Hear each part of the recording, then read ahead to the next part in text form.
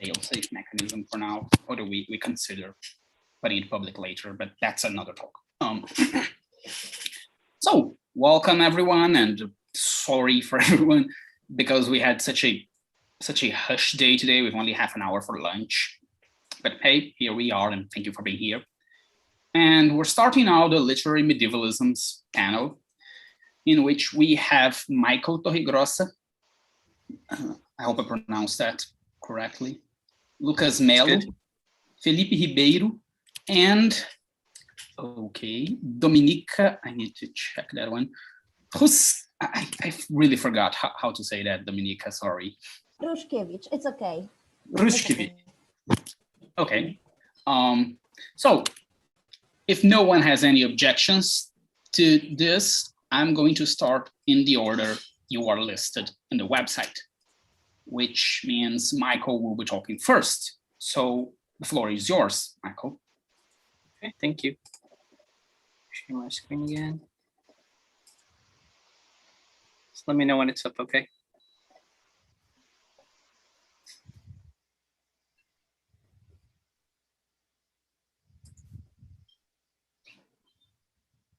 It's not up yet. Okay. Okay, now it's working. Thanks. Okay, so the epic poem Beowulf has inspired a variety of creators. I will let you know when you reach 10 minutes, okay? Yep. Let me see if I can pin you to the view, just so I can see you. It's not going to give me it.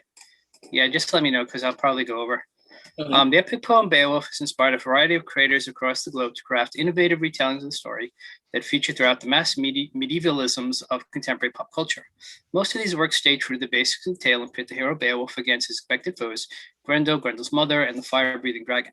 However, a number of adapters have crafted more innovative versions of the story by recasting one or more of the characters. There are a large number of comics that appropriate the story of Beowulf for their own purposes. In general, comics remain off the radar. Hang on. Trying to just advance my slide. There we go. Off the radar of most medievalists, but I believe the medium has most to offer for our teaching and research. Comics display how embedded the texts become, especially in American culture, and highlight the ways creators attempt to convey aspects of the poem to their readers. In this presentation, I'm going to focus on two themes, both characters transferred into the world of the story, as well as the transfer of characters outside of the story into a modern setting. The comics were introduced comics were the first medium to present a recasting of the Beowulf story. This occurs in Jumbo Comics number 50 from April 1943. It's part of an ongoing serial devoted to the character of Stuart Taylor. It's basically a sort of Connecticut Yankee story. Taylor, his girlfriend, and her father travel to Hrothgar's kingdom. They reach his hall, they meet Beowulf. Taylor's a bit like Unferth, as one of my students points out. He challenges the hero, but events with Grendel play out similar to that original story. Although Grendel, hang on a sec, is represented this weird kind of like Hydra monster, okay? In contrast, the battle with Grendel's mother, who's more of a dinosaur-like monster, ends differently. Taylor replaces Beowulf here and defeats her. And the story ends with Taylor and Beowulf, sort of like Beowulf and Unferth in the poem, being reconciled. Further examples of recasting happened very more recently. One of them is this one from Brainwolf from Animaniacs Comics, June 1993, Pinky and the Brain. If you don't know them, one is a genius and the other is insane, as the theme song proclaimed. And it's another of Brain's ill-fated attempts, as he vowed in each episode, to try to take over the world. Brain is Brainwolf, Pinky is Pink Narf, a play on Wiglaf and Pinky's frequent exclamation Narf. Similar to Taylor's adventures, they face off against composites of all three monsters in the poem. You can see them there. Another sort of weird example is from Sabrina the Teenage Witch from December 2003. Here's Sabrina, her boyfriend Harvey, and her familiar Sam the cat traveled Hrothgar's court as part of a dream. She discovers she's now Hrothgar's daughter, Harvey's Beowulf, and Grendel arrives and threatens the kingdom by taking over Hrothgar's hall. You can see him in the middle panel there. It's kind of a weird version of Grendel. He looks like a monster, but he's sort of cultured. He likes cable TV, goes out for pizza, and knows about email. Beowulf tries to defeat Grendel. Sabrina sort of distracts him and things sort of go wrong. You can see in the comics. She's rescued by her aunt Zelda, who sort of essentially boots him out of the country. A more thoughtful recasting is Bob the Angry Flower, the Hrothgar arc from June to September 2009. I really like this one. It's kind of interesting. Bob is a sentient ambulatory flora, though he's hardly as furious as his name implies. Like Taylor, he thinks he can defeat Grendel, vowing to do so with his laser ray. Grendel is this weird sort of deformed creature, but he's really just wants to get along with people. Bob uses his monster translator, and then Grendel becomes sort of a pal to the country. But Hrothgar is very jealous for it. And again, he frames him for murdering his wife, as we learn later on in the story. Bob is using his gun to sort of blast Grendel's arm off to calm him down at one point. And then Hrothgar steals the gun, as you see in the last panel there, and he tries to take over the story. But here's where Beowulf shows up. He basically saves the day. The story realigns in the end with Beowulf taking over the kingdom. Okay. This is another interesting one I came across. This is from 2014. It's basically Donald Duck beats Beowulf. I don't know much about this, but you can see from the panels, there's at least Grendel's mother hair and Grendel's arm. It hasn't been translated yet into English, but it's been reprinted all throughout Europe. Also, there's a Brazilian version, so maybe some of you may have known about it. Again, more recently is this from the Venom comic book, the Rex arc from 2018. Basically what happens here is the Grendel of the story is revealed to be a Venom symbiote or related to it. This sort of alien creature that takes the form of a dragon. Beowulf isn't the hero of the story. Instead, it's Thor, the Norse god of thunder, who basically knocks it out with his lightning. He severs Grendel's connection to his sort of creator, which leads into this bizarre sort of King in Black crossover event that's still running through Marvel right now. Maybe it's just finished. Jumping ahead, there's more modern recastings of Beowulf. Some of these are interesting. Some of these are sort of flat. The first one is from Mage of the Hero Defined by Matt Wagner, April 1998. Basically just Beowulf is a hero active in the world today, still fighting monsters. We don't get much more about that. And Witchblade, a couple of years later, number 50, 2001, Ian Nottingham, who has the male equivalent of the Witchblade, you can kind of see that in his arm here. They reveal that the male Witchblade was Excalibur and also the sword Beowulf used to kill Grendel. Okay, presumably it's the sword he finds in the mirror. Another one I haven't looked enough at is this one from Antarctic Comics, 2006, basically recast it into a science fiction story. There's also Eric Evanson's The Beast of Wolf's Bay, 2013. This is a really interesting one. Beowulf is now an anthropology student, Brian Wegman. His companion combination of Freywaru, Wealthiau, and Wiglaf is Winifred Roth. She's a folklore student. Basically what happens is Bigfoot or Sasquatch, kind of like cryptid, is attacking the community. Winifred seeks out Brian's help. Her dad is Hrothgar. Asher is Asherah from the story. He gets killed by Grendel, or captured, I think. And Beowulf, Brian is sort of confronted by Humphreys, who's a version of Unferth. Again, it turns out that the Grendel's monster is, again, the Sasquatch creature being sort of manipulated by an archaeologist or anthropologist who's Greta Kane Wendell, is her name. So sort of, she's essentially Grendel's mother. More recently is Grendel Kentucky from 2000 to 2021. This is a weird kind of version, but it's really interesting. Basically, it recasts the Beowulf story in 1970s Kentucky. What happens is there's some sort of monster living in a coal mine, and one of the inhabitants of the town sort of strikes this weird bargain with her.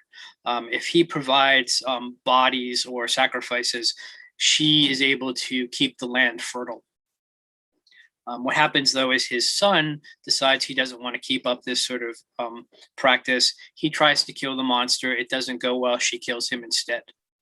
And then the creature sort of goes on a rampage. She basically attacks the hall of the grandfather, sorry, the father, he becomes a Hrothgar figure. Here you can kind of see the creature. I was kind of thinking it's sort of a combination of a demon and a Jersey Devil figure. I'm not entirely sure what they're going for. The hero of the story is the Hrothgar figure's foster granddaughter. She's leader of a biker gang. Most of the gang gets killed, sort of paralleling Beowulf's team. First of all, there's like a Han Xiao figure. Here she is. She's killing the Beowulf figure is killing the monster. Sorry, chopping her arm off. Then what happens is the Grendel's mother, assuming it's a female now, attacks the court. She kills Wallace's, the Hrothgar figure's foster grandson. So he's the Asherah figure. And then the Beowulf character goes to the coal mine. She kills the monster. It ends really interesting though. Just jump to my text so I can kind of read that more. Basically what happens is she sees this creature and it sort of sniffs at her. Obviously it's an immature version. It doesn't say where it's going. I'd like to think there's two possibilities here. Either she's going to kill it like she did the mom or whatever the other creature relationship was, or as I'd hope, maybe she's going to break the cycle that traps the town and her family and she's going to let it go free. It doesn't end with a question, it just ends with the end. So I'd appreciate it if you have any thoughts on that. Another sort of ongoing series paralleling the last one is Once and Future. So this is by Carrie Gillen, is the writer. It's this weird sort of mashup of the Arthurian story and Beowulf, basically. This is from our issues 7 to 12, starting in February to October of last year. Basically what happens is there's a character it's a grandmother and her grandson. The grandmother is essentially the Fisher King. Her grandson is Percival, and they're trying to like do looks like a Grail kind of story. They wind up being tied up with returned versions of Arthur, Merlin, but also Bridget's granddaughter, her daughter, who's Duncan's mother, Mary. Okay, and she has a second son called Galahad. So it's a sort of really complicated story. But what happens here is Mary, who's now Nimue, steals the Beowulf manuscript. She basically resurrects Beowulf, as you can see here. And Merlin convinces... 5 minutes left, Michael. What's that? 5 minutes left. Sure, thank you. I don't think I'll need that. So basically, what happens is Merlin convinces Beowulf that Duncan and Bridget, the grandson and the grandmother, are actually Grendel and Grendel's mother. So he attacks them. He tries to rip off Duncan's arm, as you can see there. I think I lost my thing. Okay. The back one. Yeah, it's not gonna let me go back. Yeah, okay. So basically they use this enchanted landmine, which Duncan sets off. It blows up Beowulf. But then the story is still continuing and Grendel shows up. Okay. It's really interesting. I think, again, it's a female hero here. Bridget becomes Beowulf. She uses a chainsaw to kill Grendel, cut his arm off. It's also sort of interesting because she's a very compassionate character now. She's usually kind of like the badass of the story. But now she cares for the people. She's in a rest home, and she's really compassionate for the people. She's trying to protect them, basically, keep them safe from the monsters. After they kill Grendel, Grendel's mother shows up as expected. Mary shows up again. She uses the Beowulf manuscript again, basically casting a spell. So Duncan is protected to go into the mere to fight Grendel's mother. Because it's an Arthurian story, the Lady of the Lake shows up and gives him Excalibur. That becomes the sword. Kind of like a weird mixing of the Witchblade, actually. Basically, then that's the end of the story. They're like, okay, so what happens next? And they discover, there's a dragon. That's what Beowulf fights. That hasn't happened in the story yet. There's a dragon, but they didn't battle it yet. So I'm kind of wondering. It's ongoing. That's what I have. So. Okay. Thank you, Michael. Welcome. So moving on to the next panelists, we'll leave the questions to the end. Lucas Melo de Almeida. Lucas, you can present in Portuguese and English, whatever you prefer. You can do both if you can manage that in 15 minutes. I don't know if in 15 minutes. Mas vamos lá.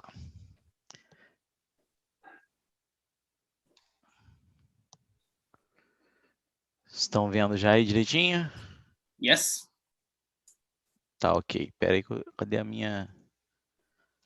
Então, esse é o nome do trabalho, Non Nobis Sedis Domini, né? É um trocadilho aí com o nome, com o lema dos Cavaleiros Templários. Não apareceu aqui para mim as minhas anotações, pronto. Então, o quadrinho que eu vou apresentar se chama Jacques de Molay, um Marte Templário. Traz a figura, né, desse personagem histórico, Jacques de Molay, o último grão-mestre dos Cavaleiros Templários. Separado aí em 12 revistas, as 12 edições são divididas, por sua vez, em 4 arcos. Do 1 ao 3 é o arco Origem, onde a gente vê, né, a criança Jacques sendo retratada como um jovem obediente e amoroso aos pais, esforçado e de, abre aspas, espírito empreendedor e responsável, fecha aspas. Depois do 4 ao 6 vem o Formação, onde a gente vê ele cumprindo o sonho dele de se tornar um templário e também conhecendo aquele que fica sendo um rival dele, né, e faz uma amizade com o Hugo de Perrault, que no futuro seria o seu lugar-tenente. O terceiro arco é o Atuação, onde Jacques é iniciado realmente na Ordem Templária, e depois de um salto temporal, mostra ele já como o grão-mestre, né, já atuando na Terra Santa, como para uma nova cruzada. E depois, por último, o último arco, que é o Legado, que vai da edição 10 até a 12, e traz os trechos mais conhecidos da vida de Jacques de Molay, né? O aprisionamento, o julgamento, morte, a suposta maldição, e o legado da vida dele, através de umas coisas que a gente não vai mostrar. Foi lançado em 2013 esse quadrinho, né? Originalmente era para que ele saísse em 12 edições ao longo de 12 meses, e eles se auto-intitulam edutainment, né, que não querem apenas entreter, mas eles colocam em si mesmo um caráter educativo. A produção gráfica é de uma alta qualidade, né, para o padrão de quadrinhos independentes do Brasil. Hoje em dia é mais comum a gente ter quadrinhos de alta qualidade independentes, mas na época ainda não era tanto. E uma equipe que eles têm é uma equipe multidisciplinar. Aqui também é muito comum, né, ter uma mesma pessoa que é roteirista, desenhista e letrista, e todas as partes do quadrinho acabam sendo feitas pela mesma pessoa. Já, né, nesse não, ele tem essa é a equipe tal qual mostrada, né, no site da produção, e como você pode ver, tem uma pessoa para arte final, outra pessoa para balão, outra pessoa para roteiro, tal qual são os quadrinhos mainstream americanos, né? E eu fiz esse quadro aqui para acompanhar as mudanças na equipe editorial, e nesse quadro você pode ver que tem mudanças de, tiveram que trocar o desenhista porque não estava dando tempo, tudo que é muito comum nas produções de quadrinhos lá nos Estados Unidos, né? Essa coisa de ter que sair um quadrinho a cada mês. Né? Ele foi tentado nessa coisa de ser lançado tudo em 12 meses, mas não deu certo. Eles têm problema nas produções e fazem tentativas de fomento governamental. A gente crê que eles não conseguiram, porque quando no Brasil vocês têm esse fomento, tem que ter na capa um selo, algum indicativo disso, e em nenhuma das revistas isso apareceu. Eles tentam fazer depois um financiamento coletivo, que também não dá certo. Eles só batem 11% da meta de R$30 mil, e daí partem para concluir o projeto no pague e a gente produz, e cada um vai comprando sua própria edição. Por conta desse largo span de tempo, né, começa lá em 2013, só vai terminar em 2016, e da troca de quadrinistas, há também uma clara evolução no traço, né? Que a gente tem a revista número 2 e a revista número 10, então você vê como o primeiro traço é bem travado, é bem parado, não é muito anatômico. Já esse último aqui já tem não só o desenho é melhor, como a finalização também é melhor. Então, né, eu queria trazer agora esses conceitos né, que o medievalismo como um orientalismo temporal, né, onde a gente coloca tudo aquilo que tem de melhor e que tem de pior. Só tem que ser o diferente da gente. Pode ser o que a gente almeja ou pode ser o que a gente rejeita. Aqui nesse texto, né, é uma tradução livre do original. O autor usa americano como sentido de estadunidense, né? Mas eu mantive americano ao invés de mudar para estadunidense na tradução, para manter a integridade do texto, o segundo porque eu acredito que o que a gente chama de americano também se enquadra nisso, né? Produções de quadrinhos por toda a América Latina bebem muito disso. E terceiro porque a gente vai ver à frente, há uma ligação muito forte entre esse quadrinho de um cavaleiro francês e a sociedade estadunidense em si, como a gente ainda vai ver. Os quadrinhos de aventura em geral, né, tem essa sua construção quase que de maniqueísmo, sacrifício, superação. Então, automaticamente, ele já se enquadra no segundo grupo aqui mencionado nessa citação. Mas quando a gente pensa que esse quadrinho também trata de uma história supostamente medieval, ele vai parar no terceiro grupo, né? Porque ele pertence tanto ao primeiro quanto ao segundo. Então, os quadrinhos, né, os quadrinhos que lidam com a Idade Média apresentam uma visão mitológica, arquetípica do período.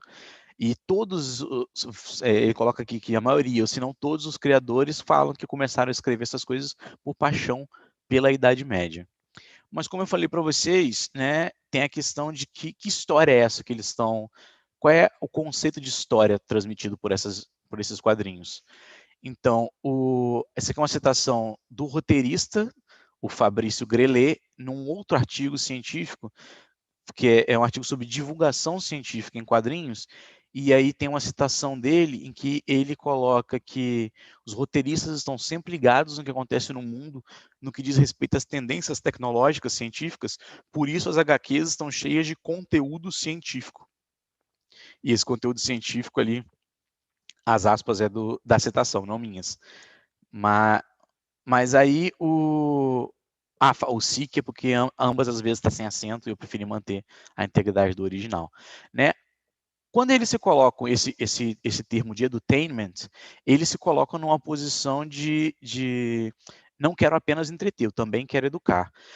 Quando a gente tem obras de ficção histórica, né, na maior parte do tempo, eles tentam, e quando eles querem ser ficção histórica e ter esse caráter educacional, de verdade histórica, eles tendem a se ater ou não alterar fatos.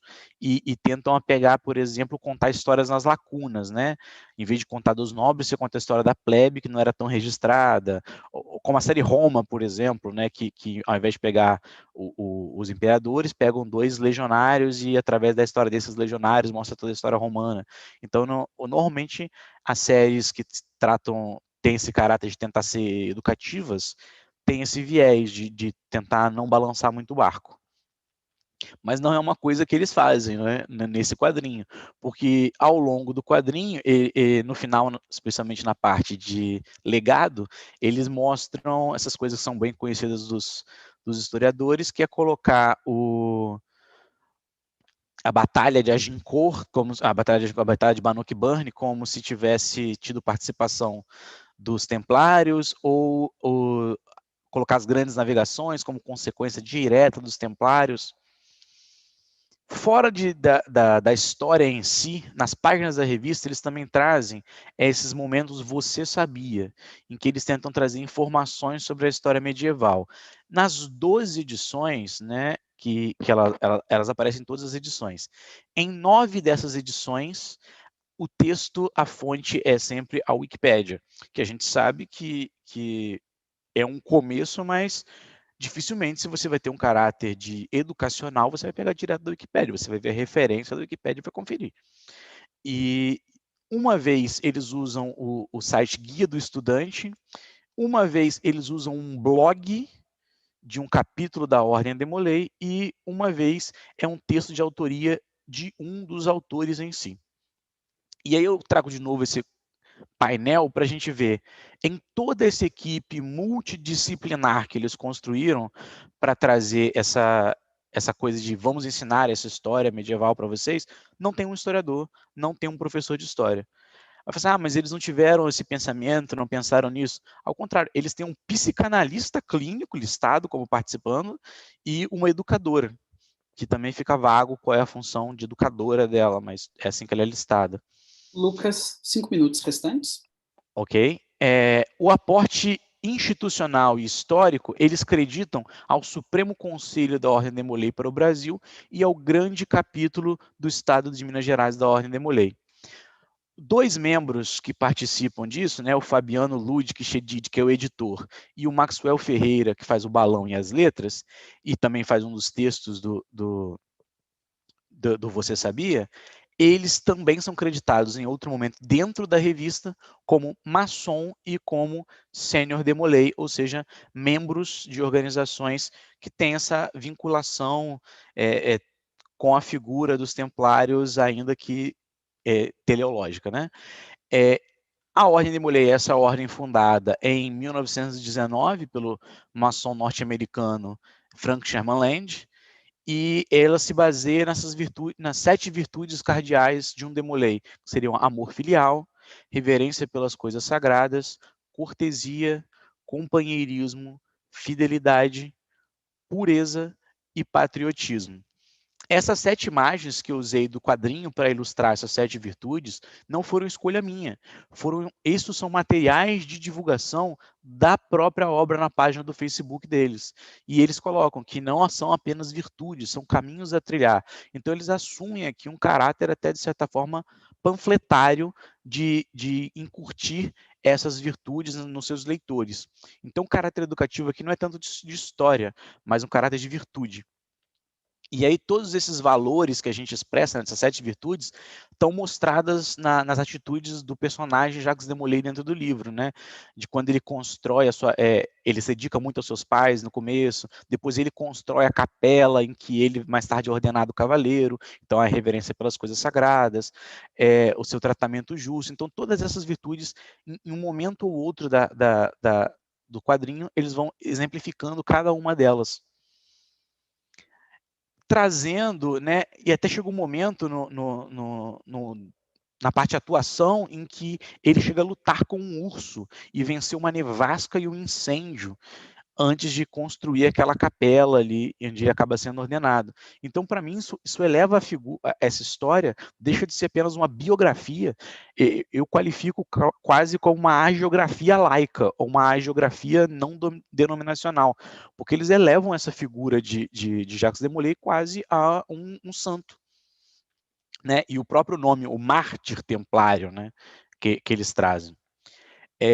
Essas obras de fundo histórico e caráter educacional, né, que tendem a manter, eles podem vir, primeiro, a virtude de ensinar realmente os acontecimentos históricos, mas a gente vê que não é esse o fato. Aí depois vem a segunda parte, que eles pegam essa história magistra, né, que era essa história que deveria te ensinar virtudes, eles transformam isso quase numa fábula ou uma parábola para trazer esses ensinamentos da Ordem de Molay. E eu acho muito interessante a gente fazer esse comparativo, porque isso é o dentro do quadrinho, mas é ainda um longo caminho de pesquisa aí da gente fazer a mesma coisa com as cerimônias da ordem, com os aparatos da ordem, todas essas coisas que a gente tem. Então, esse é apenas o primeiro passo numa pesquisa bem maior. Então, acho que encerro por aqui. Muito obrigado, Lucas. Apresentação muito interessante. Thank you, Lucas. That was a very interesting paper, and I hope you can have some dialogue with Michael during the Q&A, because I think your works would interest each other. So now, without further ado, I'm going to pass the word to our next presenter, which is Professor Felipe Augusto Ribeiro. Felipe? Estão me ouvindo e me vendo? Yes. Oi. Yes. Ok, eu vou projetar então a minha tela, só um minuto. Aqui está o que encontrei na... Estão vendo a tela? Yes, we are. Okay, it's working. Ok, vou começar meu cronômetro aqui. Bom, então boa tarde a todos e todas. Eu sou Felipe, professor da Federal de Pernambuco e também membro do Laboratório de Estudos Medievais. Bom, a minha comunicação, com o título que vocês podem ver aí, eu acho que ela recupera e continua discussões que foram iniciadas na segunda-feira acerca dos problemas da temporalização histórica que o emprego do uso de medievalismo coloca, não é? Então eu vou tentar fazer um pouco dessa reflexão crítica, não é necessariamente uma crítica ao conceito, mas uma reflexão crítica a partir do emprego dele, de experimentações teóricas e também empíricas, e nesse caso a empiria aqui eu vou tratar um pouco da literatura moderna. Eu tenho uma pesquisa sobre videogames também, mas dessa vez eu vou fugir um pouco do meu tema, da minha zona de conforto, para tentar fazer outros experimentos.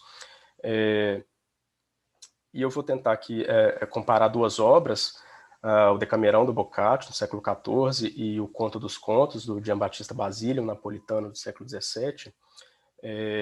Mas qual que é o problema que me traz aqui, que motiva essa comunicação? Seja no meu trabalho com os videogames, seja no meu trabalho agora com a literatura, em que eu estava interessado a princípio no Boccaccio para ver as questões relativas à peste, que estão muito na ordem do dia, né, nesse momento pandêmico nosso.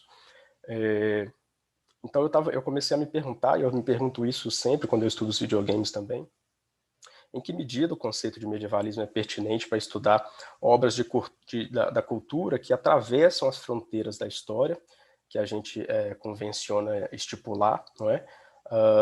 Eu tento manter isso como um problema, digamos assim, perpétuo. Ele está sempre na minha cabeça, sempre nas minhas reflexões.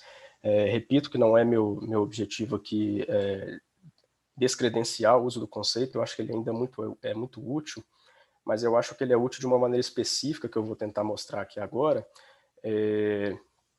E nesse campo da literatura, eu acho que ele é, a princípio, pertinente para estudar os contos do Giambattista Basile, primeiro porque se alega, eu acho que com bastante razoabilidade, que os contos, né, as fábulas, os contos de fadas que o Giambattista reuniu no século XVII, a partir de pesquisas sobre a tradição oral, as histórias que se contavam entre os camponeses e entre os nobres no período que a gente chama de medieval, quer dizer, até o século XIV.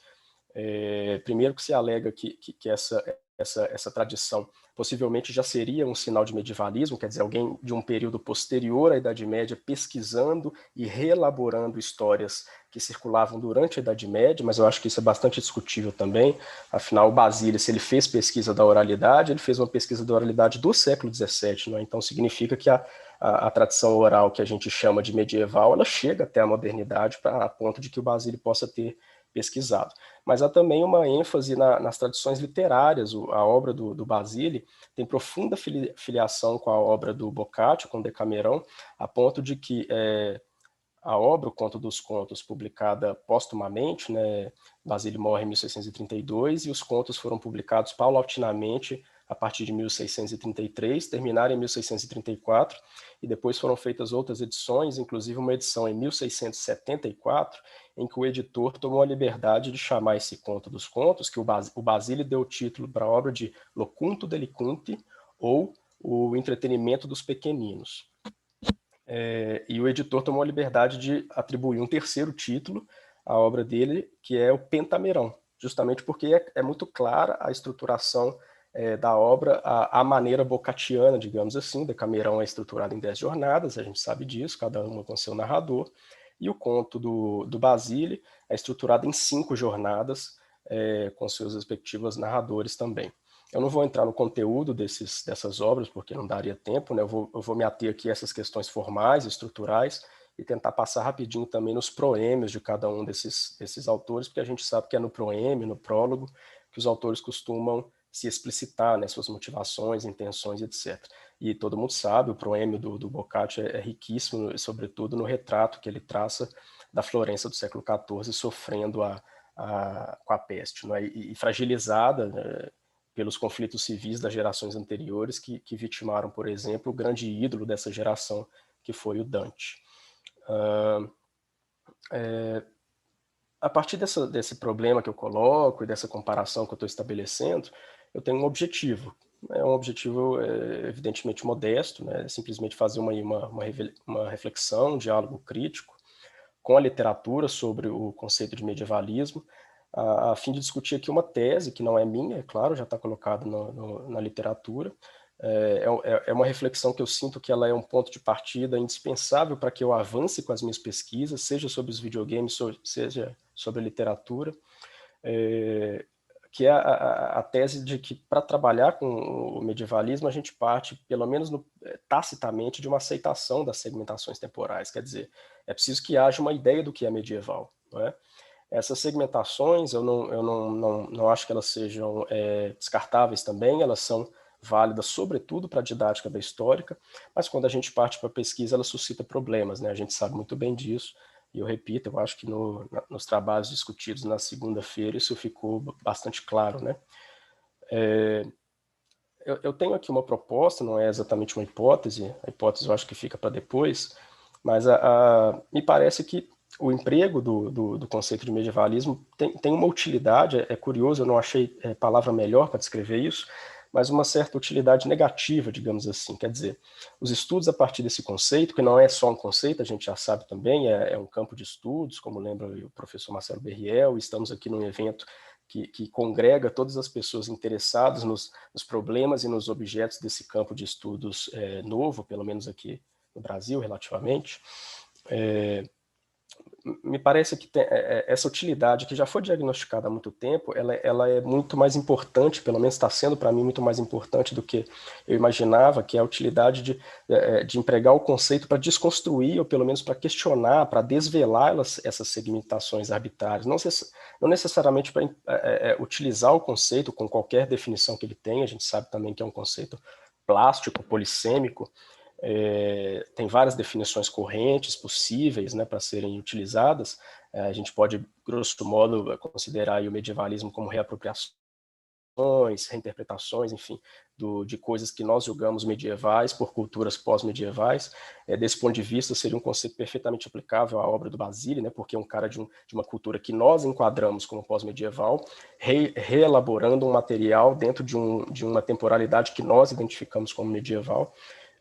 Mas eu quero dar alguns passos além desse uso mais objetivo do conceito. E aí eu trouxe algumas questões que são para mim problemáticas, assim, para justificar por que eu estou fazendo essa reflexão, por que essa coisa ainda dá nó na minha cabeça. Aqui eu trouxe um excertozinho, não vou ficar lendo, evidentemente, do editor do Decamerão, uma edição de 1990, o Eduardo Bizarri, em que essa edição também tem uma reedição agora recente de 2018, muito bonita também. E nessa edição, em um determinado trecho, o Eduardo diz isso aqui sobre o Boccaccio. Ele está falando sobre a biografia do Boccaccio. Ele diz: o Boccaccio rompeu com a mentalidade medieval, sobretudo ao libertar a personalidade humana, que era, no período medieval, o que se deduz dessa opinião aqui do Bizarri, era uma mentalidade marcada pelo predomínio da ideologia do discurso eclesiástico, não é? Então a personalidade humana, a liberdade humana estaria presa aí nessa primazia dogmática da religião e da igreja, não é? Então, desse ponto de vista aqui, o Boccaccio seria o iniciador de uma nova era, ele seria o famoso homem à frente do seu tempo, né, que incomoda tanto aos historiadores. Um homem de vanguarda que rompeu com a estrutura mental e cultural do meio social no qual ele estava inserido. Então, há muita polêmica sobre isso, né? Porque, a princípio, o Boccaccio é medieval, no recorte didático, ele está no século XIV, mas numa descrição como essa, ele passa a ser um homem moderno, talvez pré-moderno. Essas divisões são bastante problemáticas. Se a gente lembra a obra do Skinner, por exemplo, que faz recuar o humanismo e cria um pré-humanismo que vai até o século XIII, abarca Dante Alighieri, mais uma série de autores dessa época, enfim. Esses problemas eu acho que ainda perpassam as nossas reflexões históricas e, consequentemente, influenciam nossas pesquisas. Aqui eu trouxe, comparando aqui, um excerto, como eu falei, dos proemas de cada um desses autores, à esquerda o Boccaccio, à direita o Basile. Se diz que a obra do Basílio, por exemplo, ela se diferencia do Boccaccio. O Boccaccio seria o Decamerão seria realista, né? Seria um retrato realista da sociedade florentina do século XIV. Já a obra do Basílio, um tipo conto de fadas, com coisas fantásticas, monstros, fadas, ogros, etc., lugares fictícios. De fato, essa parece ser uma diferença, mas há algumas outras coisas que se alega que eu fico me perguntando se elas são sustentáveis, por exemplo. 5 minutos. Sim, ok. Se aqui, de um lado, se apresenta Boccaccio como um homem moderno ou pré-moderno, aqui, alguns autores dizem que, por exemplo, a obra de Boccaccio não teria sido moralizante, como era típico dos discursos eclesiásticos. Ele teria feito uma literatura para puro entretenimento, coisa que o Basílio depois teria consolidado, também teria feito uma literatura só para o entretenimento dos nobres em Nápoles, né, na corte de Nápoles. Basílio fez parte de academias de intelectuais, de literatos. Então seria o nascimento aqui de uma literatura do prazer, digamos assim. Mas nesses dois trechos, como eu grifei aqui, do lado esquerdo a gente vê que o Boccaccio não queria só deleitar as jovens donzelas para as quais ele fala que está escrevendo, né, as moças enclausuradas em casa por causa da peste e do poder patriarcal. Ele deseja também oferecer a essas leitoras conselhos úteis. Então, tem um caráter moralizante, assim, na obra do Boccaccio.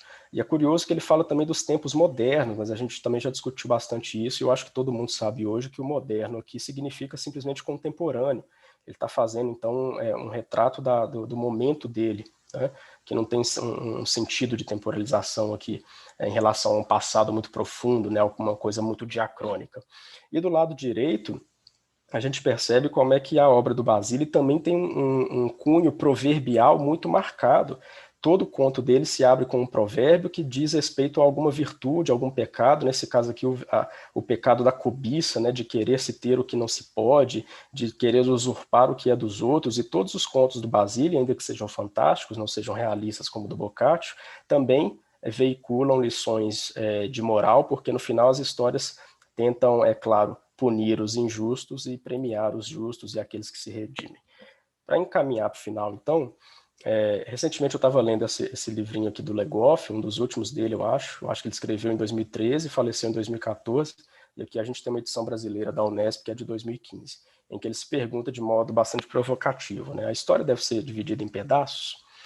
Bom, eu ainda estou lendo essa obra e até a minha presente impressão, eu acho que ele não defende assim que a gente abra mão da temporalização histórica, porque ele reconhece a utilidade didática dela. Mas ele defende o que eu estou defendendo aqui, que a gente tenha pelo menos consciência dessas temporalizações, né, e saiba criticá-las e saiba o limite dela, as consequências dessas temporalizações. E do lado direito eu trago assim, algo que é um paralelismo para mim, que me permite formular uma hipótese mais particular.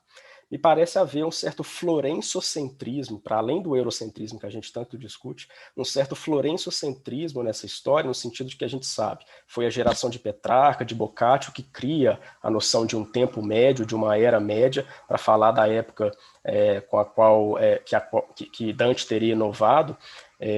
Mas esses estudos aqui que tratam sobre a política das cidades italianas no período aqui pré-moderno, nos lembram que, em geral, a historiografia considera Florença como uma cidade modelo e aplica, generaliza o modelo florentino de organização política, inclusive de temporalização, de organização do tempo, os modelos artísticos, as práticas literárias, de pintura e etc., como se elas valessem para todas as outras cidades italianas e, consequentemente, para todo o Ocidente medieval.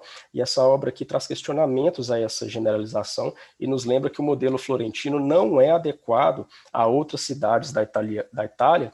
E, bom, o que o Basílio tem a ver com isso? Basílio é um florentino, aliás, Basílio é um napolitano, orgulhoso, da mesma maneira que Boccaccio foi um florentino orgulhoso, Petrarca também, Dante também. Então, talvez as explicações para essas temporalizações feitas aí no século XIV sejam mais sincrônicas do que diacrônicas, sejam mais rupturas de homens que se dividem em partidos diferentes, que têm rivalidades regionais. Nápoles era um centro de poder no século XVII capaz de rivalizar com Florença, com Roma, com Milão. A península é cheia de centros de poder e esses homens eventualmente podem sustentar certas rivalidades.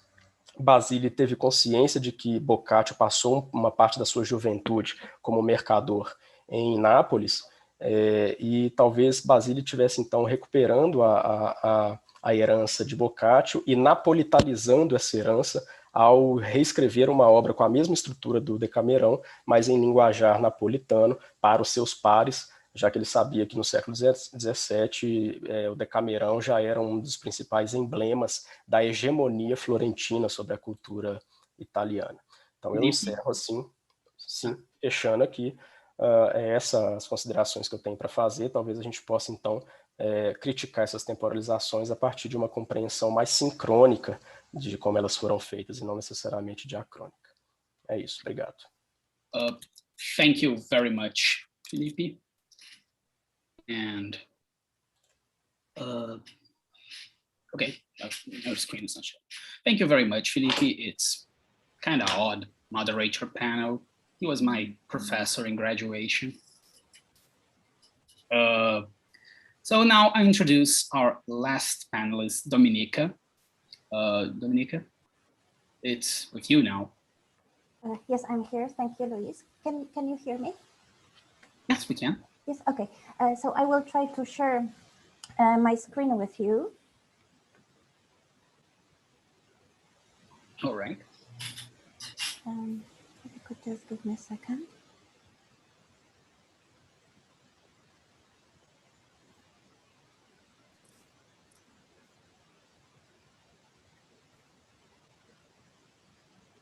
Okay, does it work? Yep, it's working. Okay, so I will be talking about Lavinia Greenlaw's A Double Sorrow as a response to Chaucer's Troilus and Cressida. In book,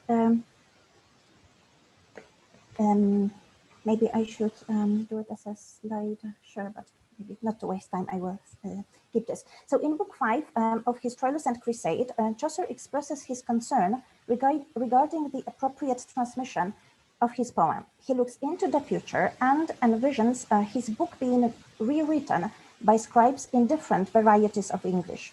We have no way of knowing how far into the future his vision extended, but more than 600 years later, after his death, the story of Troilus and Cressade was taken up by a modern English poet, Lavinia Greenlaw, in what she calls not a version and certainly not a translation, but an extrapolation.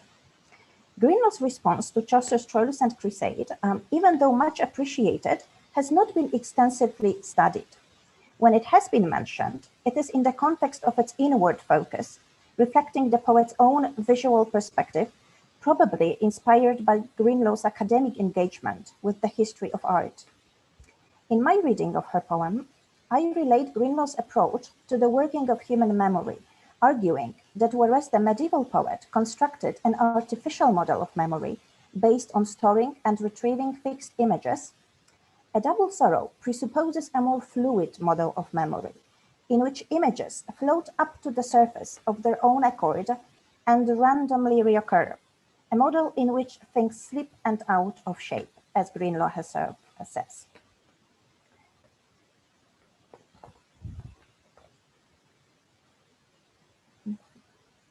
Yes, I'm trying to move to the next slide. I guess you cannot see slide number 2, yes? Yeah, we're seeing the screen minimized and we are on number 1. You are still on number 1. I mean, it's not, the slide is not full screen. So can you, maybe if you try clicking on the little book down there. Mm-hmm. Oh, thank you so much. Okay. Yeah, that should, okay. Thank you.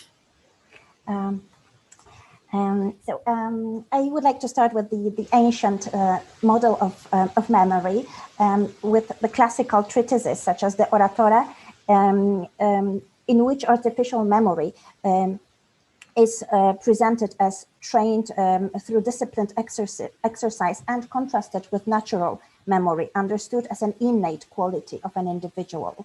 The theory of artificial memory gave rise to mnemonic techniques, such as that of the memory palace or the memory theater, based on committing to memory a series of locations and retrieving them in a particular order, an order that served as a retrieval clue. The poets use this technique to facilitate the recall of the narrated matter. In this respect, memory was a literary technique, a foundation of rhetoric. In another, the transmission of knowledge through the poetic matter served the wider aim of preserving the tradition. On the textual level, forming memories was conceptualized as imprinting images on a surface, whether that of a wax tablet or a book, which gave them an immutable quality. On the historiographic level, the poet situated himself in relation to a distant past, constructed as a reservoir of cultural memory, from which the narrative derived its genealogy. In Troilus and Crusade, Chaucer proudly announces the long genealogy behind his version of the story, mentioning the historians of the Trojan War and acknowledging the testimony of the ancient books, whether historical or fictitious. In this way, the poet inserts the story of the Trojan lovers into a literary genealogy. To guarantee that the matter of his book is well understood, Chaucer introduces a narrator who is in complete charge of the sequence of events and guides the Troilus readers through the story, carrying them straight to my matter, as he says. Chaucer's readers are drawn into the world of the story and become insiders to the events which unfold in a linear fashion and are not to be disrupted by too many details and digressions that risk the narrator losing track of his matter. It is only on very rare occasions that Chaucer's readers are encouraged to look at the characters from the outside. On most occasions, the narrator has full control of the events, and he situates himself in a dialogic relation to both his sources and the audience, evoking the former and calling for participation and response from the latter. In fact, Chaucer's direct addresses to the audience, such as "Now listen with a good intention," or I trust is known by all the company, establish a clear understanding between the audience and the narrator and underscore the desire for memorial engagement. In this way, the story, retrieved from the narrator's memorial resources, enables the readers not only to hear the voices of the past, but also to imagine themselves as part of the original audience of the poem, which, as envisioned by the illuminator of the Cambridge Corpus Christi manuscript, might have been communicated through a public performance involving a more direct engagement between the narrator, who tells a familiar story, and his audience, who wait for the memories to be corroborated. Simultaneously, the Chaucerian narrator reveals a fond partiality for the situation of the Trojan lovers, shaping the reader's response towards them, his eyes full of tears as he tells the story. He is full of admiration for Crusade, a heavenly, perfect creature, as he says, and sympathy for the poor, miserable Troilus, who trembles with fear when he first discloses the lady's name to Pandarus and then trembles again in her presence. Eventually, when the story takes a fatal turn with Crusade's departure from Troy, the narrator tries to find justification for her betrayal of Troilus on the one hand, and on the other hand, he distances himself from any decisive judgments of Crusade's behavior by underscoring the gaps in his knowledge.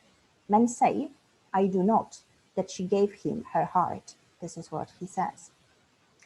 Lavinia Greenlaw's approach to the matter of Troy is very different.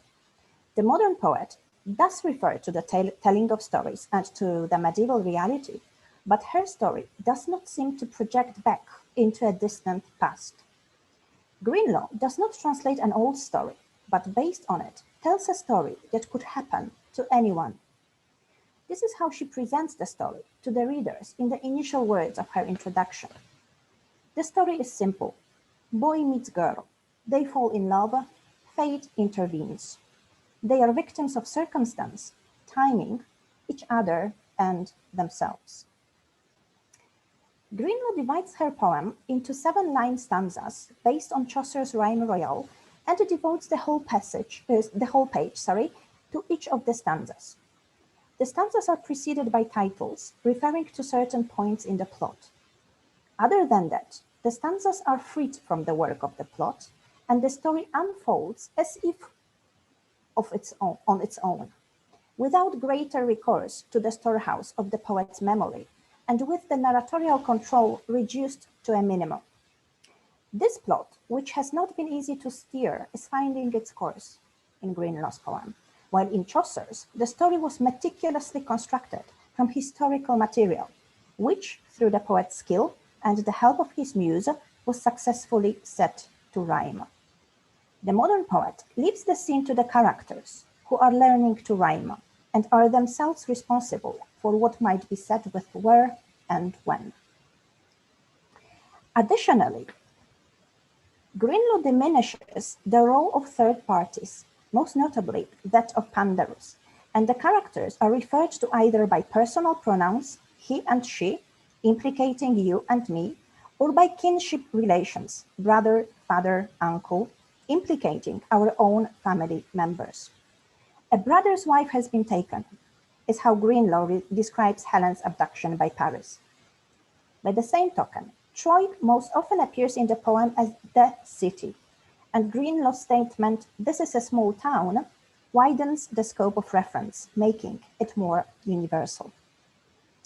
This shows that unlike Chaucer, Greenlaw does not invent a genealogy for her story, moving away from a historical reconstruction of the past and towards a mirror-like recollection of a universal human experience, with the characters being presented as caught up in a drama that is their own and nobody else's. Additionally, the trajectory of their love story is to be observed from a remote vantage point. For in A Double Sorrow, Greenlaw moves beyond the insider's perspective adopted by Chaucer and looks at the characters as if from above. In fact, the modern poet adopts the position of an objective reporter rather than an engaged narrator or a historian.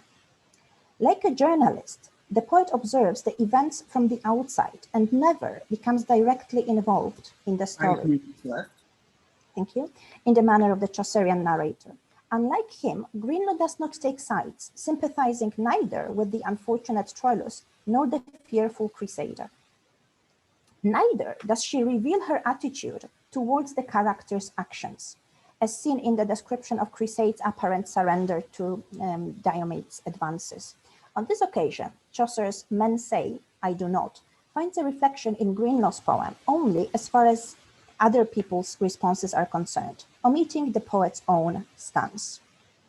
"If you've heard her name, you know what she's done." This is what she says. The anaphoric "that" expresses how the news of Crusade's unfaithfulness travels through the community, but the repetitions also bring out the sense of tranquility and calm composure with which the modern poet views Crusade's inevitable betrayal. While Chaucer's attitude is symptomatic of, a quote, "the struggle of the artist narrator against the brutality of the facts to which he cannot give a good turn," end of quote, Greenlaw's "if you've heard her name, you know what she's done" is an objective statement of fact, dismissive of both Crusade's guilt and the poet's implication in it. Greenlaw's dispassionate account of events produces the effect of a predetermined causal order, which brings to mind Chaucer's "such is this world," a comment which is evoked with resignation in Troilus and Crusade, and which rings through Greenlaw's plainly factual approach towards the poem's events, allowing the modern poet a more objective and less personal perspective on life. While in Chaucer's poem, Crusade's initial situation was presented in terms of a mischance brought about by her father's wicked deed, which left the unfortunate lady alone, friendless and dreadfully afraid for her life. In Greenlaw's poem, Crusade's situation is not to be pitied, but realistically assessed. And it might be accommodated by the reader whose knowledge of life is sufficient to predict the repercussions of Calhas's behavior on his daughter. A widow and now a traitor's daughter. She knows what it means for her. This is a small town. Such is this world, we might say, that sees fathers betray their daughters and the daughters suffer the well-known consequences. The differences in perspective that emerge from a comparison of Chaucer's and Greenlaw's poems have an important bearing on the conceptions of memory that resurface in Troilus and Crusade and A Double Sorrow, which may be illustrated through the example of Troilus, who in both poems is envisioned as a remembering subject. In Book 5 of Chaucer's poem, Troilus is portrayed riding past Crisade's house, recalling the special moments they shared before her departure to Greece. His memories are presented in a particular order, based on the places in the town associated with their love, including where Troilus saw his lady dance, where he heard her laugh and saw her play, the temple in which they first saw each other, and many more such places. The association between experienced events and specific locations is characteristic of the ancient memory technique, which conceptualizes memory as a faculty which may retrieve fixed representations of the past reality. In Greenlaw's poem, memories are not conceptualized as imprints of the past, consolidated into stable items and retrieved in the present, but are rather conceived in terms of a recording that is replayed in the mind on many occasions, each time affected by intervening experiences and other material found in the mental landscape. The poet's modern concept of memory, which has an ability to constantly process and reorganize past information, may be seen in Greenlaw's approach towards Troilus's recollection of his past. In contrast to Chaucer's Troilus, who retrieved intact the fixed images of Crisade, Greenlaw's Troilus goes to the gates by which his life left and replace it. While in the medieval poem, the distance between the present and the past was bridged by means of memory, in the modern, there seems to be no distance, for the recordings of past events, as replayed by Troilus, directly move past into present for comparison and interpretation. Inasmuch as Chaucer describes human history in textual terms, envisioning it as a book or narrative that unfolds in a predetermined order, Greenlaw implies that human history is part of a movie that might have had a very different plot if we could replay the tape. Such an understanding of the human experience allows for the contingencies that never repeat themselves again in precisely the same way.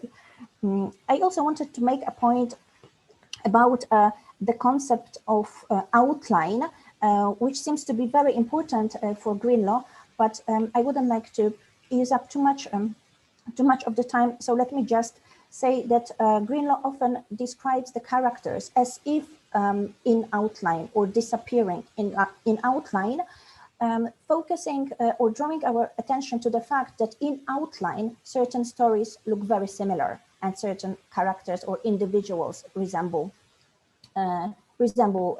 one another. So she creates a very different concept of history and a very different concept of memory in the poem. So maybe I will close with this. Thank you for your attention. Thank you very much, Dominika.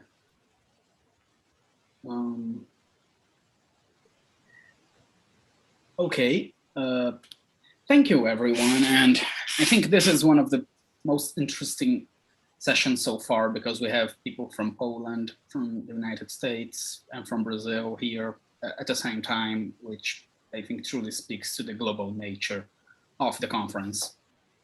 Well, without further ado, we're now open for debate. So if anyone has any questions, you can say in the chat, or you can click the raise hand button down there, and you can ask your question personally, or you can write it, of course.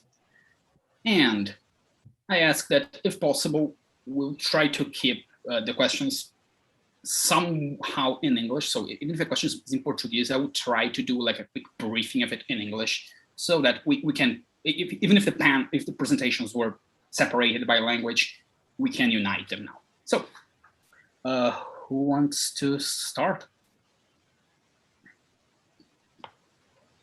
Leandro has raised his hand. Okay, Leandro, you can speak now.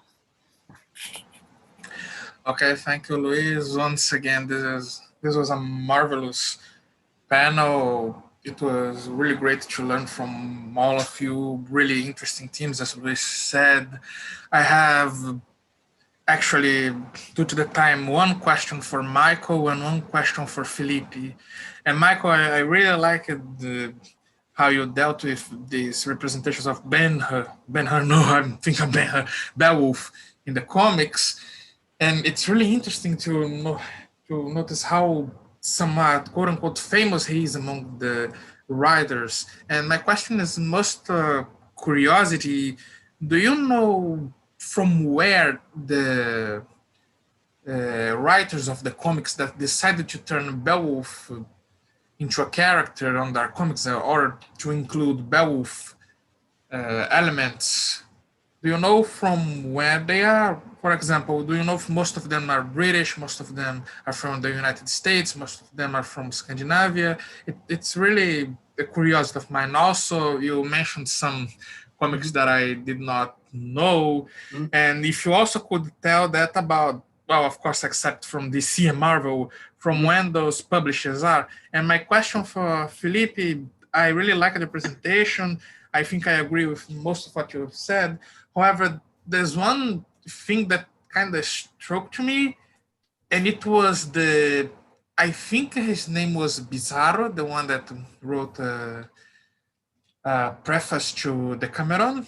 And he was in your exposition saying that Bizarro treated him as like an avant-garde person. And I couldn't help but notice that in itself, his description of Middle Ages is actually medievalism. I don't know, do you agree with that? Do you think that the way that the authors, these pre-humanists, these pre-Renaissance authors are treated as these avant-garde men, the men beyond that time, can be a sort of medievalism itself, especially medievalism inspired by the Illuminist paradigm?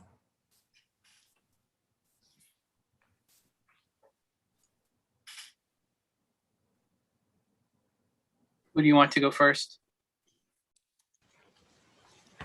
Well, it's up to you. Michael, please. Okay. I'm looking right now at the Grand Comics database. I don't know if you know that. It's comics.org. Of Beowulf, there's about 300 comics showing up there within 12 countries. And overwhelmingly, it's from the United States. 233 of those are from the US. So if that sort of helps you out partially.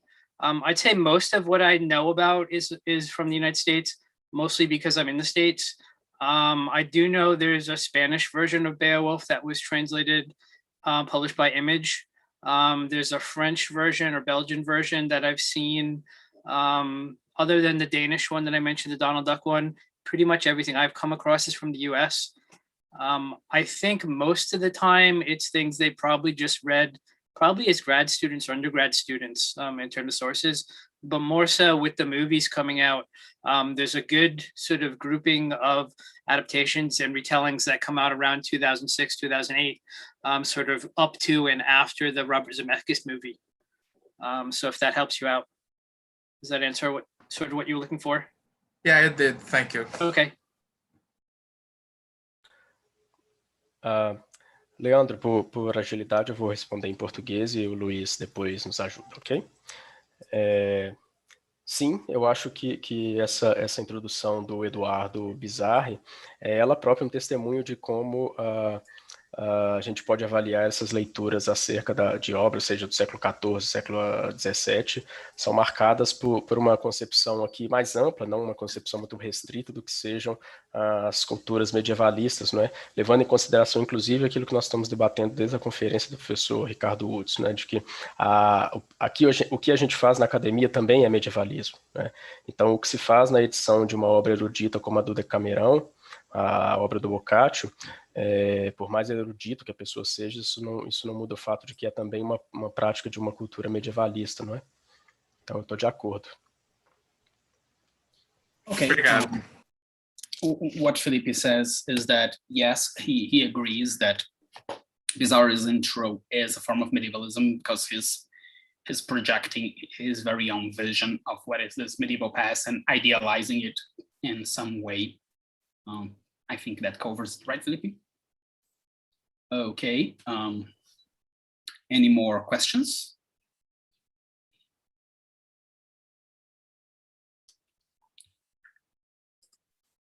Okay, so I have one, if no one else has. It's for Lucas, actually. Lucas, first of all, I think this is a very interesting presentation, especially since I had no idea about those Brazilian comics about the Malay. And my question is exactly, first of all, why do you think the figure of the Malay? I have a few ideas, especially since I'm currently focusing on Templar medievalisms, but I want to hear your thoughts on why specifically the Malay, and a second part of the question is if his quote unquote martyrdom plays a big part in this narrative. And the second question is, you've mentioned at the beginning of the comics, they describe him as an entrepreneur, and they use what seemed to me like very liberal terminology to describe him. How do they connect this liberal discourse through the rest of the comics? And does it play out in the end? For example, oh, the liberal guy is killed by the evil whatever. So those are my questions. Thank you. So the reason for the figure of the Malay is because of the Demolay order. That's a paramasonic order for the youth. You have, for entering the Demolay order, you have to be between 12 and 21. For full disclosure, I am a Demolay and also a Mason, so that's I think that must be said. So I criticize it, but I'm inside. And the figure of the Malay was proposed to the first. Look at how this is incredibly. It's a myth of creation of the Demolay order, that the first 9 Demolays and Frank Land, so 10, exactly the same number as the first Templars, the first 9 plus Hugues de Payens. Then when the Frank Land was mentioning to them some figures about the figures that the Masonic order uses, about the many biblical figures and other things, then they heard about the Malay and they were fascinated by it. And the commandery, that is an institution inside of Freemasonry, the commandery that Frank Land was a part was the Demolay commandery. So this comes from the comics, comes from the order, and the order comes from the United States, from a Freemason. And the Freemasons always like to link themselves to the Templars, even though it's way more than a stretch. Calling it a stretch would be gentle with them. Yeah. And the second part, this thing of making him an entrepreneur, it's he's an entrepreneur because he's a go-getter. He wants to be a Templar, so because he met a Templar and he was fascinated by it, and then the Templar said to him, "Oh, for be a Templar, you have to work hard and you have to treat your parents right." And then he started training every day. And then when he finally arrived to the Templars, he was already very strong and everything because he's a go-getter. That's how he's an entrepreneurship. So he's a self-made man. Yes, and that's how they build this figure. But also, this is a printing of the values that the order wants to instill. Well, how very USian of him. Thank you. Really, a really fascinating topic, and I really want to keep in touch with you after this, because I think I do have interest in your research. So Felipe has his hand raised. Go on. Ok, eu vou, em português mesmo, eu vou fazer, eu queria fazer 2 comentários, vou fazer um de cada vez para dar tempo do Luiz traduzir, ok? Primeiro, um comentário para a comunicação do Lucas. Eu achei interessante um conceito das fontes que você está trabalhando e um conceito seu, né?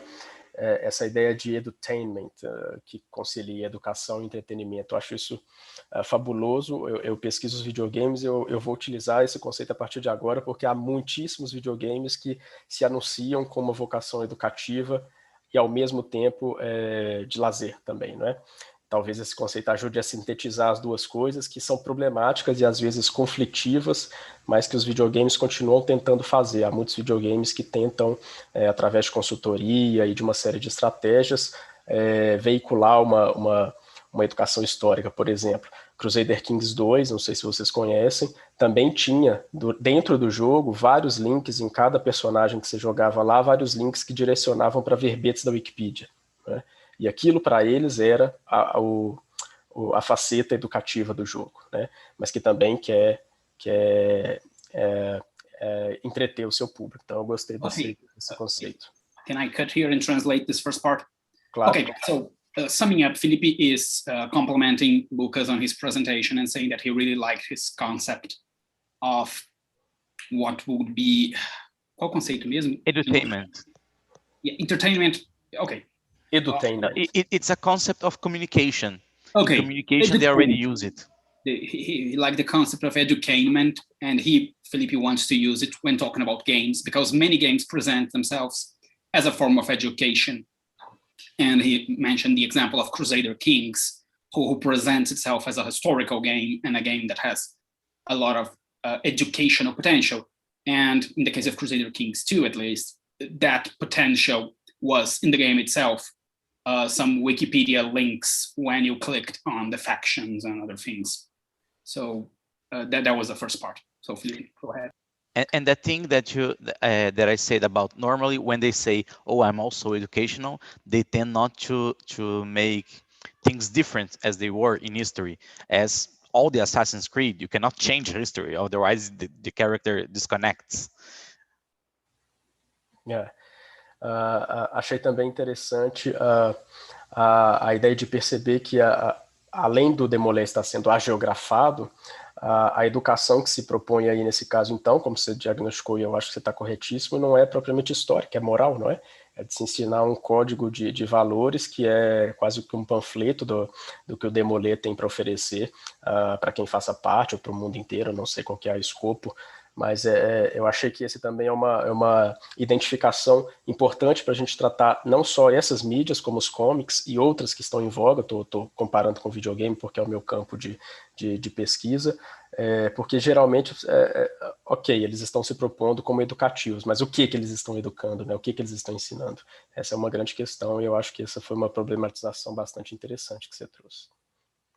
So in the second part, Felipe comments about the Demolay comics, and he mentions that it is interesting that the presentation emphasized that the purpose of, like the teaching purpose of them, even though they propose to teach something, and that purpose is much more to teach a code of morals or values instead of teaching the history itself. And it is an interesting perspective to take a look at this media, be it games, be it literature, be it video games, and see what exactly are they proposing to teach, because many of them do emphasize this aspect. In the last part of the comics, in the legacy part, they show that after Demolay die, what happened then? Then they show the battle of Bannockburn, and they show the Templars as the Great Navigations as a direct link from the Templars, and then they jump to the present in a sort of museum where a child asks C about the Demolay order and asks his dad, "Oh, who was Demolay?" And then the dad say, "Oh, I'm about to tell you his story." And that's the end. So the Demolay order would be the legacy of Demolay himself.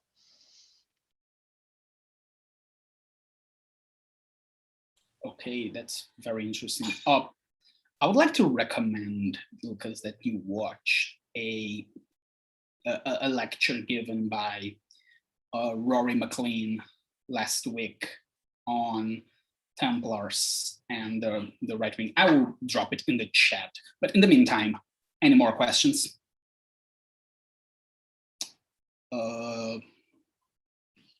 Anyone else? Because I do have some other questions, but I really don't want to monopolize the discussion. Okay, so I'm going to go ahead and do another quick question here. to Michael, which is, oh, Felipe raised his hand. Go ahead, Felipe. Bom, já que há espaço, eu vou importunar mais um pouco, né? Dessa vez, comentários para a colega Dominica, e aí peço que o Luiz traduza. Também são só observações. Achei muito curioso o destaque a respeito das práticas de leitura pública. Ela trouxe uma gravura de Chaucer lendo em público, né?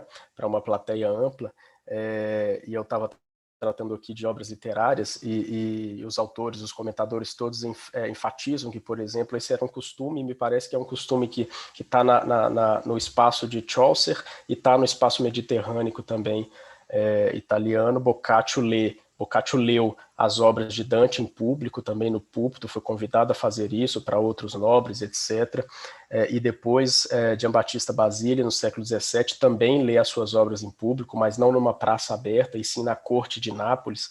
Então, essas práticas de leitura pública dessas histórias talvez expliquem, não sei, essa é uma hipótese, talvez ajudem a explicar o sucesso que elas têm no porvir, mas também a circulação que há entre elas, porque é possível fazer muitas conexões entre Chaucer, Boccaccio, Giambattista Basile, depois Charles Perrault, mais para frente os irmãos Grimm. Há todo um complexo, talvez uma rede literária que conecta pessoas através dos séculos, e essa prática de leitura pública talvez ajude a explicar isso. Não sei o que a colega Dominica pensa. Okay, so I'll translate the comment/question. Felipe says he finds it curious the emphasis you're given on the habit of public reading. You even brought a depiction of Chaucer reading in public, and mentioned that the other authors and commentators say that this was a recurrent theme. So Felipe mentions that this is also a recurrent theme in Italy, or in the space now called Italy, that Boccaccio did it with the works of Dante, and later Giambattista Basile also did the same thing.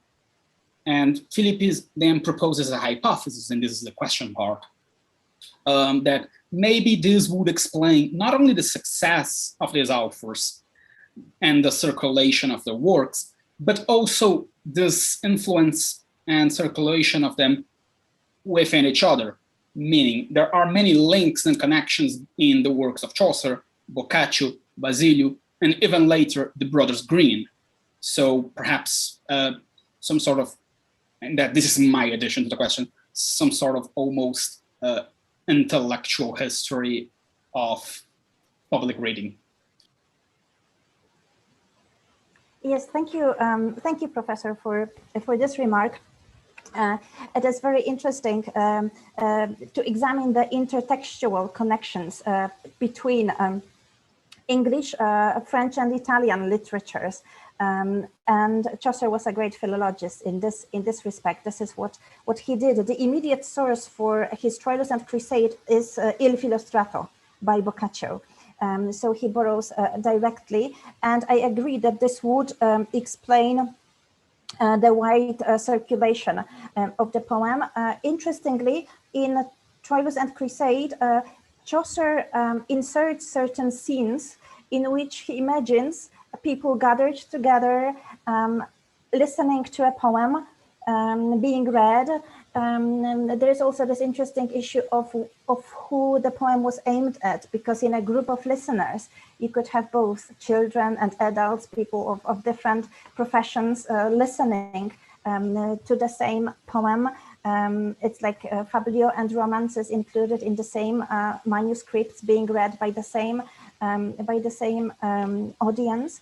And I also wanted to make a remark that in A Double Sorrow by Lavinia Greenlaw, she also refers to Chaucer's sources, which I found quite interesting. So she not only refers to Chaucer, but she does refer to Boccaccio's Il Filostrato. So she also takes part, even though she distances herself from Chaucer's way of approaching history, she did exactly what he did before, what he had done before. She compares the sources and she extracts certain images, both from Chaucer and from Boccaccio. So she somehow engages us also in this public reading. She imagines us as part of this history. Okay, so thank you for making this point. Eu é que agradeço a resposta. Thank you. Okay, thank you both. So what I was going to ask to Michael is a very basic question, because Leandro asked about the number of non-USian authors in this comics about Beowulf. And I mean, sure, the US is the main market for comic books and probably the largest producer of them. But how does that percentage translate to Beowulf comics, if you have ever made that calculation? So out of my mind here, if 80% of mainstream comic books are made in the US, or maybe even more, does the same percentage happen in Beowulf, or would it be more or less? I don't know. I'm just curious with this particular focus in Beowulf, because here in Brazil, Beowulf is not a very well-known story for the general public. Unlike, for example, the Arthurian legend, which is everyone here knows Robin Hood, knows King Arthur, but Beowulf is a little bit underground here. Yeah, for comparison, I just did a Robin Hood search the other day. There was 3,000 Robin Hoods, and 300 Beowulf. King Arthur, I have on my computer, I have a list, because I mostly do Arthurian comics. I have about 4,000 comics there. You can really get a huge number if you consider Prince Valiant. 1937 to 2001, if you count everyone each day, as an Arthurian comic, that gives you a huge one. There's a guy who does a comic strip, webcomic, King Arthur, King of Time and Space. Again, that lasted for 10 years, so that would expand it as well.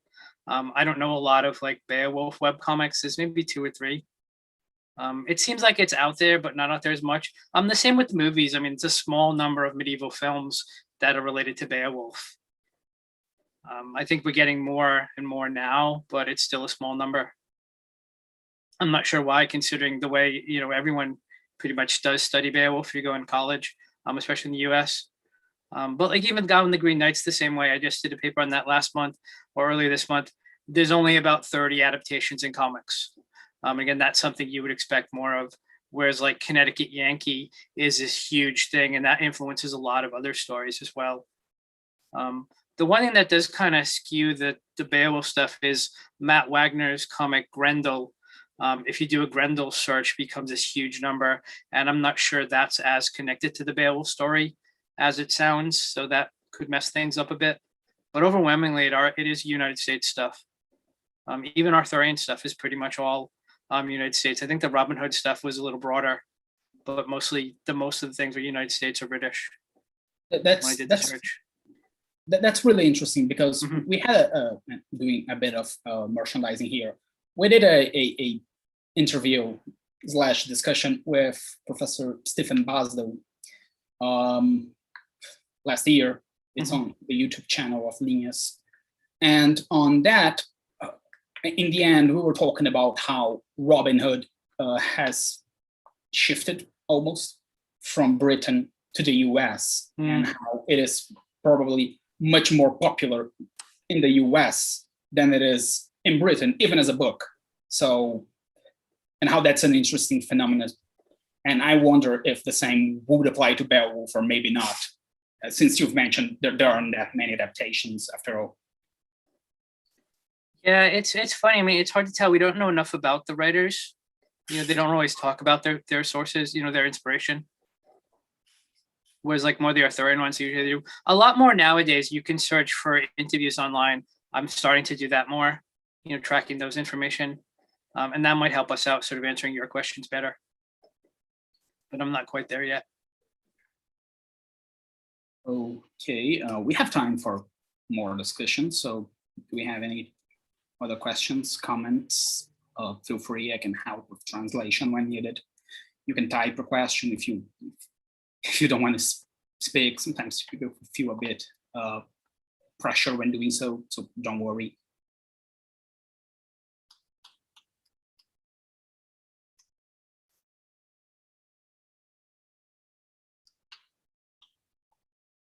Okay, Felipe, go ahead.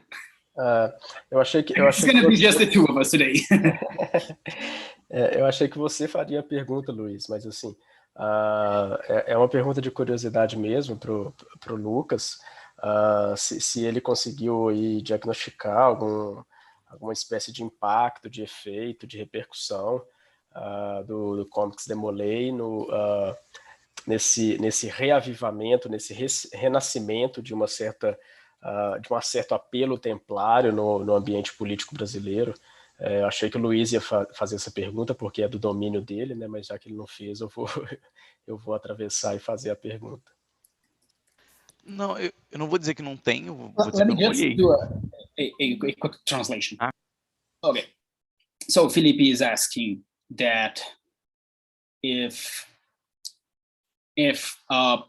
this Demolay comic had any connection or any influence on what I would call here a Templar revival we've seen in Brazil over the last years, in which the image of the Templar has gained the mainstream media, mobilized by right-wing groups.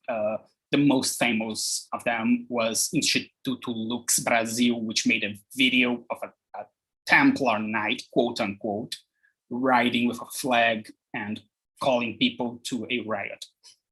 Lucas. So I won't say it doesn't have any connection. I will say that I didn't look. I was looking very strictly between the connection of the comic book and the Demolay order. But inside of the Demolay order, as I told, I am a part of it, is an order very, let's say, heterogenic. So we have people from the left and from the right inside of the same group. Myself and some of us who are on the left spectrum, we made fun of things like the Lux Institute because we think they are, in a lack of a better word, pardon my friend, batshit crazy.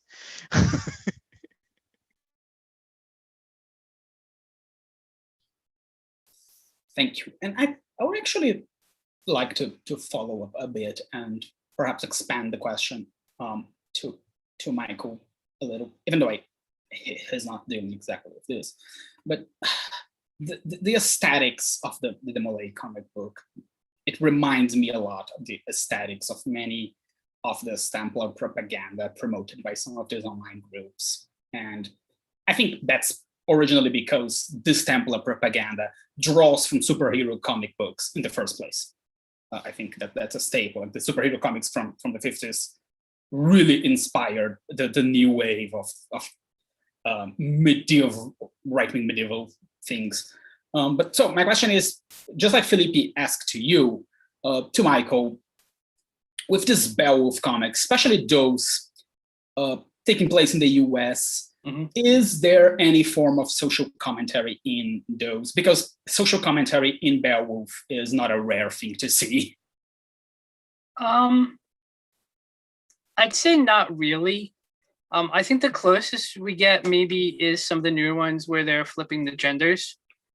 You know, just thinking about who's the hero, what makes a hero, and a little bit maybe like even the Bob the Angry Flower and the Stuart Taylor, you know, approaching things the wrong way. Maybe I don't know if that was the message they're trying to get across to you, but the Bob the Angry Flower does sort of end that way. You know, violence isn't really the issue. I think. I mean, isn't the solution, even though it is how it plays out.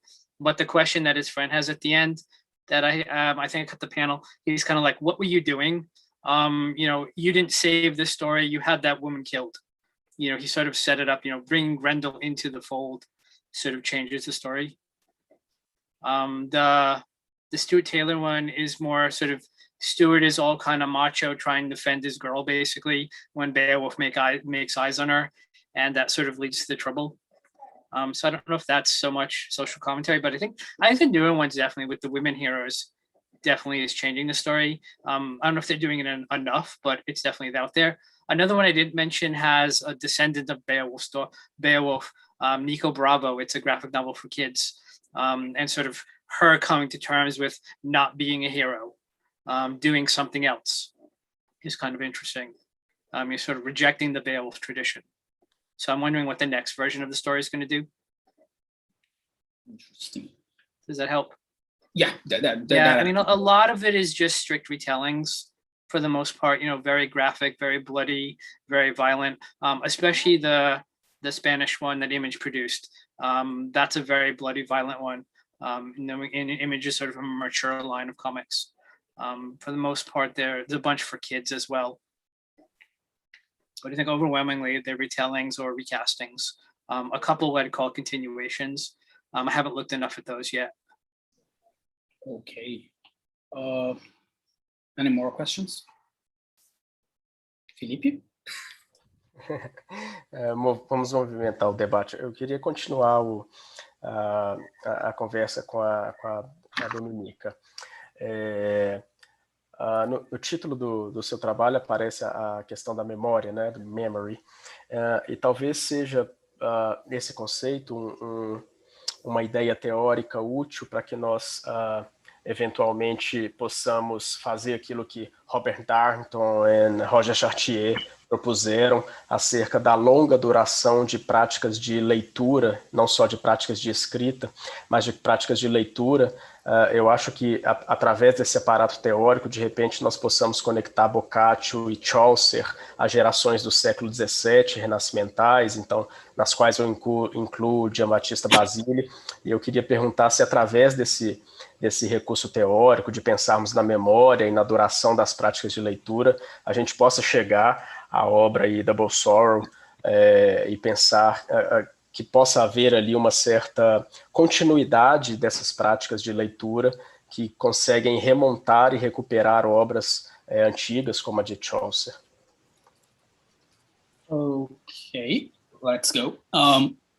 So for Dominica, Felipe mentions that he really likes the idea of the concept of memory as a theoretical, useful concept for doing what Robert Darnton and Roger Chartier would call the long duration of writing and reading apparatus. And perhaps through that apparatus, this theoretical apparatus, we could connect Chaucer and Boccaccio with 17th century and forward authors like Basile. And his question is if you believe that through this kind of interpretation, we could reach the work you presented here. I'm not sure if I understand the question correctly. I mean, I think the professor meant something like that, the continuity, a line of continuity between, yes, was it about? Yeah, I think it's about, like he means, about a line of continuity, not necessarily direct continuity, but some sort of continuity in the practice, in the apparatus, in the practice of reading and writing, following the Chartier-Darnton line of history of writing. Not sure if you're familiar with that. Mm-hmm. As far as Chaucer is concerned, he was thinking about history and memory in terms of a process, okay, which involves this kind of linear movement, continuity. For him, memory was part of this creative process very directly, as we can see him describing, for instance, Troilus's memories. Troilus telling us that people can make a book out of it. Yes, a book out of memories. Okay, so I'm not sure if you meant this cultural memory and how it continues, but Chaucer certainly thought about memory in terms of a process, of a long process that also involves reading and writing, assembling sources, singling out sources. Greenlaw imagines memory in very different terms. She talks rather about images, about flashes. She talks about images that appear to us, then disappear without any conscious intervention on our part, and they reappear in a changed form. Maybe that is why also she, I think this is also reflected in the tenses used. Chaucer very often writes in the past because his focus is on the past. She writes in the present tense. She writes about things slipping in and out of shape,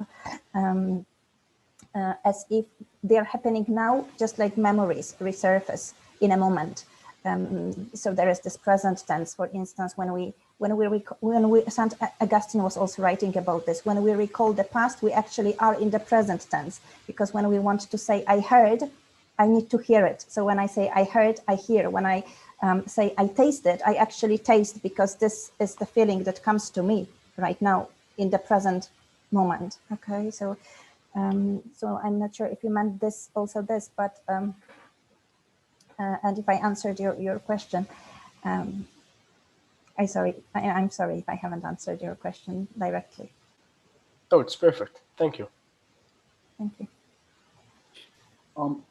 So we have 4 more minutes. We have time for a final question, if anyone has, or any final considerations for that matter.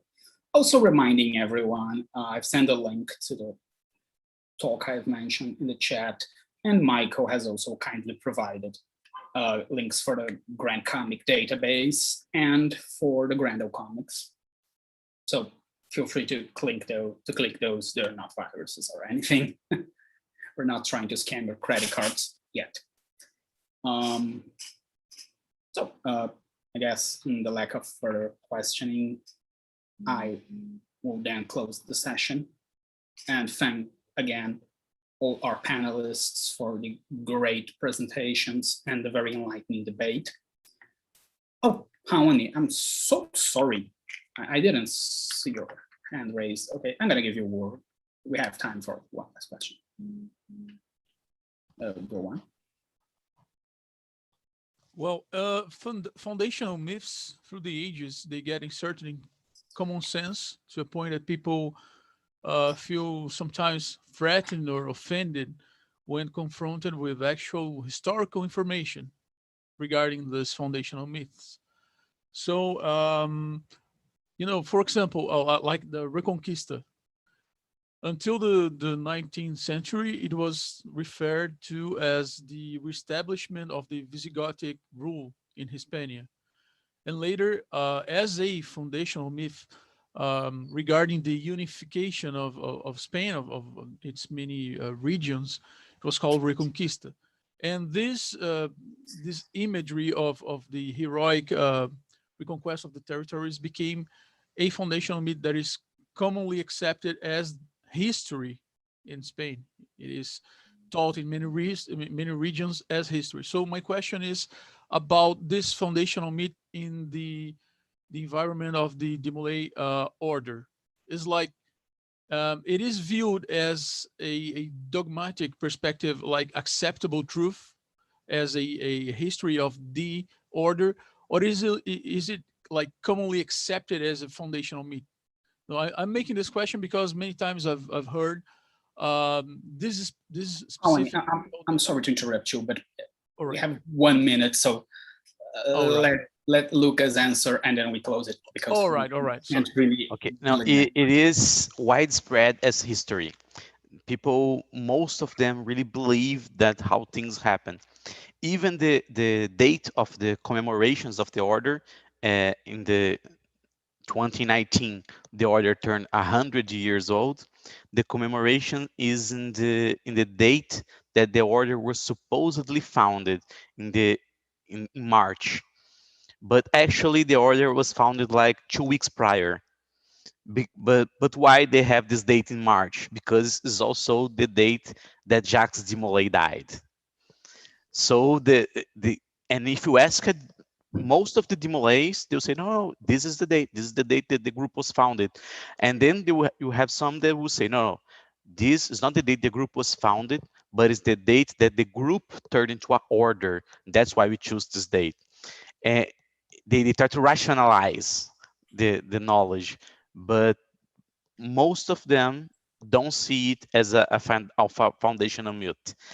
Aside from myself, just a handful of people call it that. Okay, thank you very much. And I see you all on the next table, which will be about the 21st century Vikings. Thank you. Bye-bye. Thank you, Luis. Thank you. Thank you. Bye-bye. Thank you, Professor, for your questions. Thank you. All right.